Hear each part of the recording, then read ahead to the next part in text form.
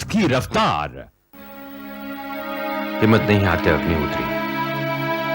एक न एक दिन का उजाला तुम्हारी जिंदगी में आ जाए। कब देवव्रत, कब? अब तो ये अंधेरा नाचने को दौड़ रहा है।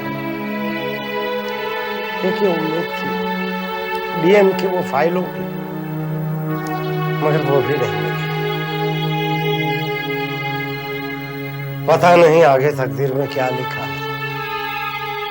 अंगारों पर चलने वालों को झुलसना तो पड़ता ही है अग्निहोत्री, लेकिन एक बात याद रखो, अगर हम अपनी हिम्मत हार गए तो वो सब कुछ जाया हो जाएगा जो तुमने और हमने सहा है। हमने अपनी जिंदगी के अनमोल साल डीएम का पर्दाफाश करने के लिए गवाए हैं। अगर हमारे मकसद में हम कामयाब नहीं होते तो वो सब कुछ बेकार हो जाएगा। और क्या हमारी जिंदगी बेकार जाने के लिए है? नहीं देवव्रत, मैं कुछ भी बेकार नहीं जाने दूंगा। अपने तन मन पर किए हुए एक एक घाव की मैं पूरी कीमत वसूल करना चाहता हूं डीएम से। देवव्रत, एक रास्ता है? याद है, डीएम ने फॉरेन बैंक अकाउंट्स में बहुत सारे पैसे जमा करके रखे। उसका एक अकाउंटेंट था, राहुल पंड्या। जब मैं डीएम का पीए था तब ये राहुल पंड्या से मेरी अच्छी खासी दोस्ती थी। मगर ये राहुल पंड्या जब डीएम के सारे 2 नंबर के बैंक अकाउंट्स हैंडल करने लगा तब उसके मन में खोट आई। उसने डीएम को ब्लैकमेल करने की कोशिश की, मगर डीएम ने उसे जो सबक सिखाया कि वो डर के मारे हमेशा के लिए भागकर लंदन चला गया। लेकिन क्या ये पंड्या हमारी मदद कर सकता है? जरूर मदद कर सकता है। मैं उसे अपनी पुरानी दोस्ती का वास्ता दूंगा और डीएम पर बदला लेने के लिए कन्विंस कर दूंगा। लेकिन इसके लिए तुम्हें लंदन जाना होगा। हाँ, मेरा लंदन जाना बहुत जरूरी है, मगर मैं जा सकूंगा कैसे? अगर यहां से बाहर निकलूंगा तो तुरंत वो लोग मुझे पकड़ लेंगे। नहीं, वो जिम्मेदारी मेरी। तुम यहां से सही सलामत निकल जाओगे, ये वादा है मेरा।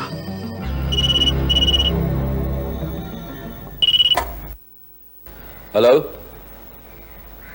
हेलो हेलो सर, मैं देवव्रत बोल रहा हूं। देवव्रत, कहां हो तुम? सर, मैं आपसे मिलना चाहता हूं।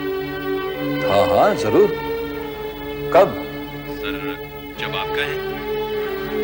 तुम एक काम करो, आज शाम को ऑफिस में आ जाओ। नहीं, आपसे अकेले में मिलना चाहता हूं। ओहो, तुम आओ तो सही, अकेले में मिलेंगे। आ जाओ। हाँ।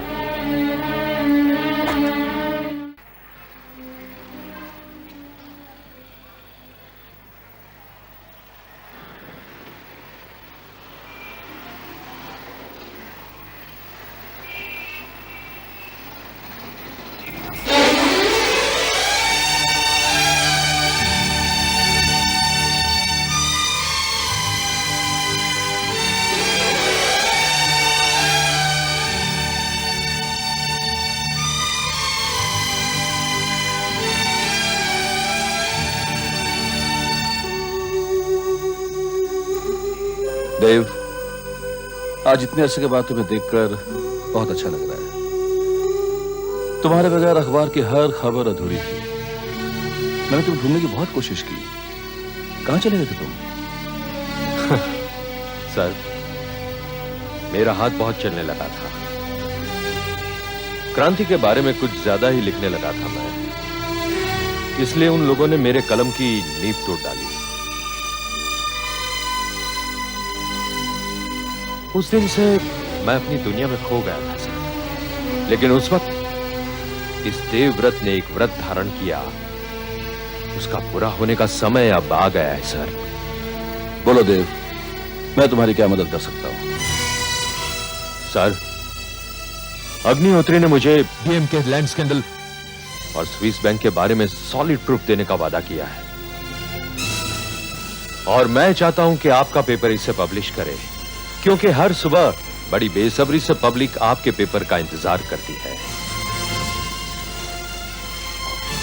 ठीक है देव, मैं इसे पब्लिश जरूर करूंगा, पर मेरी भी एक शर्त है, इसका राइटअप तुम लिखोगे। नहीं सर, मैं अर्जुन नहीं बन सकता। हाँ, एक सारथी बनकर अर्जुन का साथ जरूर दे सकता हूं।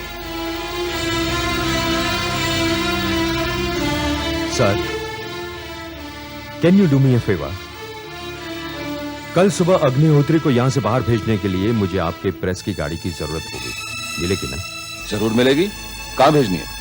सर, वो मैं आपको फोन से बताऊंगा। Okay okay sir, thank you.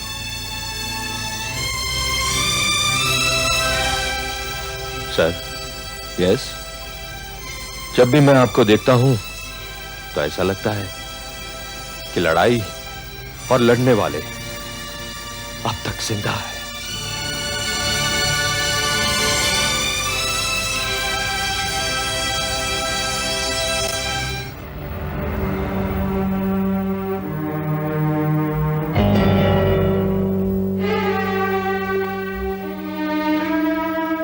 Agnihotri, Devvrat, कुछ हुआ?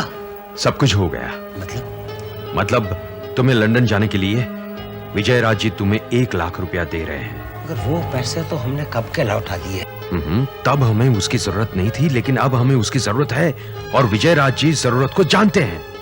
सचमुच सचमुच ऐसे लोगों की तादाद और कुछ बढ़ जाए तो इस दुनिया से डीएम जैसे गुंडों को नेस्त नाबूद करना बहुत आसान हो जाए। हमारा मकसद वही है। मगर और एक मुसीबत है देवव्रत। डीएम के लोग जगह जगह मेरे पर नजर रख रहे हैं। ये बात अलग है कि वो लोग मुझे ढूंढ नहीं पाते, मगर मैं जानता हूं कि यहां वहां कहीं भी वो लोग मेरे पीछे पड़े हैं। अब ये हालात में मैं यहां से निकल पाऊंगा कैसे? मैंने तुम्हें कहा था ना कि ये जिम्मेदारी मेरी है। मैंने सब कुछ सोच लिया है। हमें प्रजासत्ता का टेम्पो मिल रहा है। अगर तुम उस टेम्पो से निकल जाओगे तो किसी को शक नहीं होगा। वो टेम्पो तुम्हें इस शहर से बाहर पुणे तक ले जाएगा। पुणे में तुम्हें मिर्जा मिल जाएंगे। मिर्जा तुम्हें नागपुर ले जाएंगे। अगर नागपुर में तुम्हें कुछ तकलीफ होती है तो कमिश्नर चोबन पुत्रा तुम्हारी मदद करेंगे।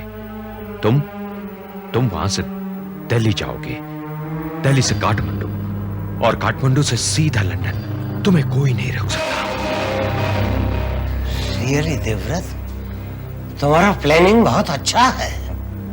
अग्निहोत्री, सच्चाई की राह बहुत मुश्किल होती है, लेकिन यह भी तय है कि सच्चाई की अपनी राह होती है। उस राह पर चलकर ही सच्चाई लोगों के सामने आ जाती है।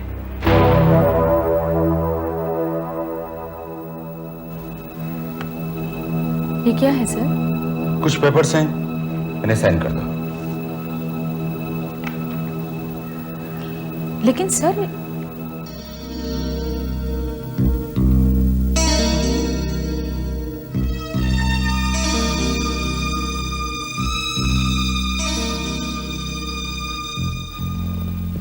विद्या, डू यू थिंक तुम जैसी प्रैक्टिकल और मैच्योर्ड पर्सनैलिटी को सारी बातें समझानी पड़ेंगी? सर प्रैक्टिकल होने का क्या मतलब समझते हैं आप? सिर्फ झूठ बोलना ही प्रैक्टिकल होने की निशानी है? मैच्योर्ड होना मतलब सफाई से झूठ बोलना, और झूठ बोलने के लिए अपने आप को समझाना, कन्विंस करना, यही समझते हैं आप? You are very sweet talker, I like it. वैसे सोशल्स में डायस पर खड़े होकर के ऐसी बातें बोलने में बहुत अच्छी लगती है। सर आप मेरा मजाक उड़ा रहे हैं। No, never. I respect you, you are talented.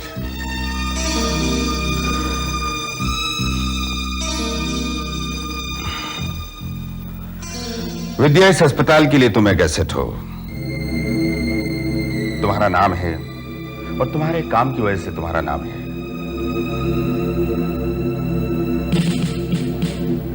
तुम एक काबिल सर्जन हो।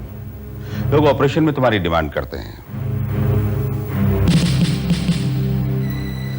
और जब तक मैं इस दीन की कुर्सी पर बैठा हूं, किसी भी हालत में तुम्हें खोना नहीं चाहता है।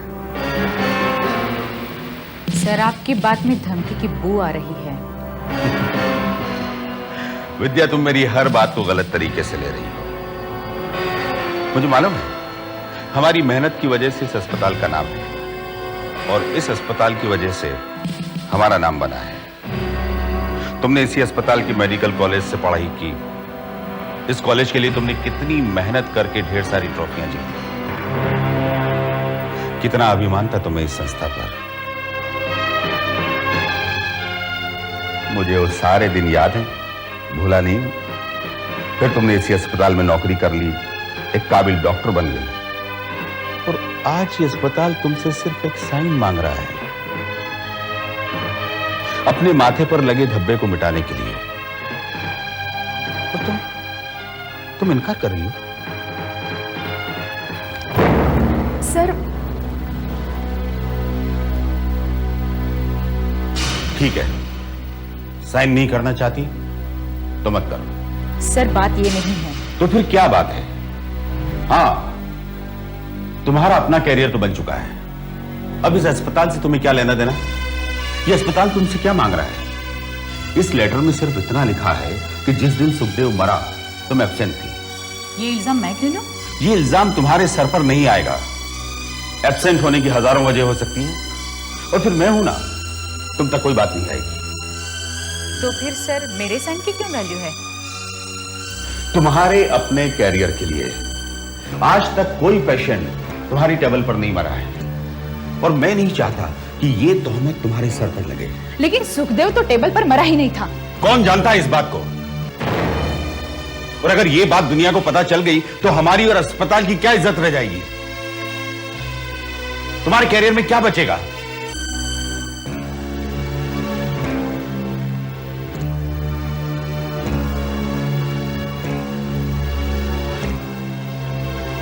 ठीक है, साइन मत करो। मैं जानता हूं तुम साइन नहीं करोगी। मैं तुम्हें कन्विंस भी नहीं करना चाहता क्योंकि तुम्हें अपनी जिम्मेदारी का एहसास नहीं है। मैं भविष्य में भी तुमसे किसी कॉपरेशन की कोई उम्मीद नहीं करता।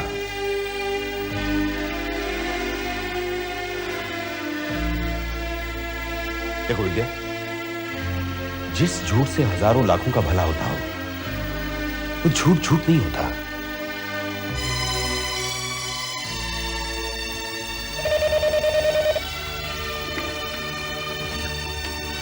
हेलो, हाँ, मैं अभी आता हूं।